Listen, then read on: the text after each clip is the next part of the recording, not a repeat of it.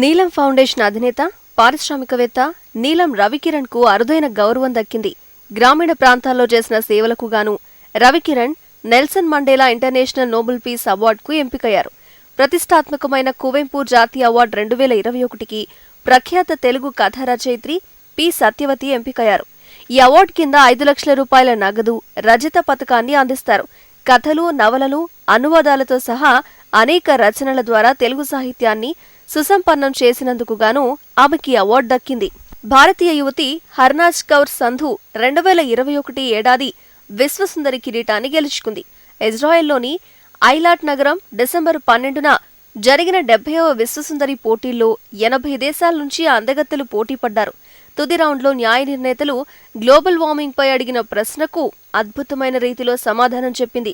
21 ఏళ్ల తరువాత భారత్కు మిస్ యూనివర్స్ కిరీటం దక్కింది.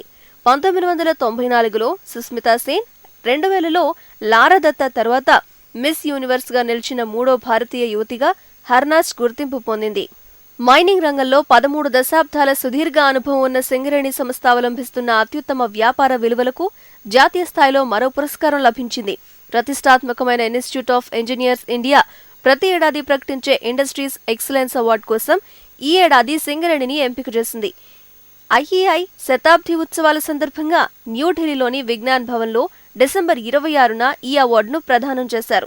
రైల్వే బోర్డు చైర్మన్, ముఖ్య కార్యనిర్వహణ అధికారిగా ఈశాన్య railway general manager Vinay Kumar Tripathi నియమితులయ్యారు. దేశంలో తొలి వాటర్ మెట్రో కేరళ రాష్ట్రం కొచ్చిలో ప్రారంభమైంది. వాటర్ మెట్రో ప్రాజెక్టులో భాగంగా డిసెంబర్ 31న కొచ్చి మెట్రో రైల్ లిమిటెడ్ ఈ బోట్ను ప్రారంభించింది. బ్యాటరీతో నడిచే బోట్ను కేఎంఆర్ఎల్ కు కొచ్చి షిప్ యార్డ్ అప్పగించింది. 100 మందితో ప్రయాణించే సామర్థ్యం ఉన్న ఈ బోట్ 15 నిమిషాల్లోనే ఫుల్ ఛార్జింగ్ అవుతుంది.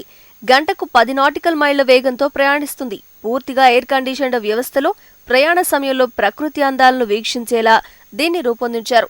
బోట్ ఛార్జింగ్ అయిపోతే దానంతటా అదే డీజిల్ ఆప్షన్ కు మారిపోతుంది. ప్రపంచంలోనే విద్యుత్ బ్యాటరీతో నడిచే అతిపెద్ద బోట్ ఇదే. ప్రయాణికులు అతి తక్కువ సమయంలోనే గమ్యాలను చేరుకునేందుకు 747 కోట్ల రూపాయలతో చేపట్టిన వాటర్ మెట్రో ప్రాజెక్టులో భాగంగా మొత్తం 23 విద్యుత్ బోట్లను ఇప్పుడు కొచ్చి షిప్ యార్డ్ రూపొందిస్తోంది.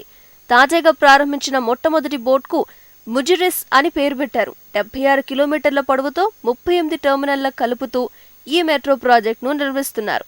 చైనా తయారీ J-10C జెట్ విమానాల ఫుల్ స్క్వాడ్రన్ 25 విమానాలను పాకిస్తాన్ కొనుగోలు చేసింది. భారత్ ఇటీవల జరిపిన రఫేల్ విమానాల కొనుగోలుకు బదులుగా చైనా జెట్లను కొన్నామని డిసెంబర్ 30న పాక్ మంత్రి షేక్ రషీద్ అహ్మద్ తెలిపారు. అన్ని రకాల వాతావరణాల్లో ప్రయాణం చేయగల ఈ జెట్ విమానాలు 2022 మార్చి 23న పాకిస్తాన్ డే రోజున కవాతులో పాల్గొంటాయని చెప్పారు.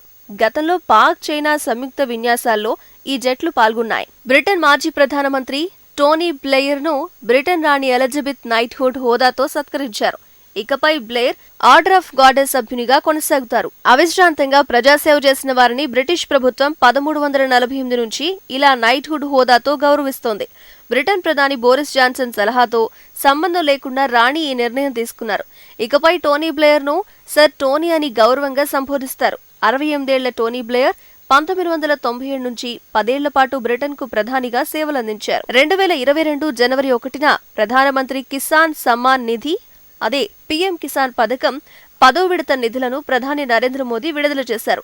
పీఎం కిసాన్ 10వ విడత నిధుల విడుదలలో భాగంగా మొత్తం 10.09 కోట్లు రైతులకు పంపిణీ చేసేందుకు 20,946 కోట్ల రూపాయలు విడుదల చేశారు.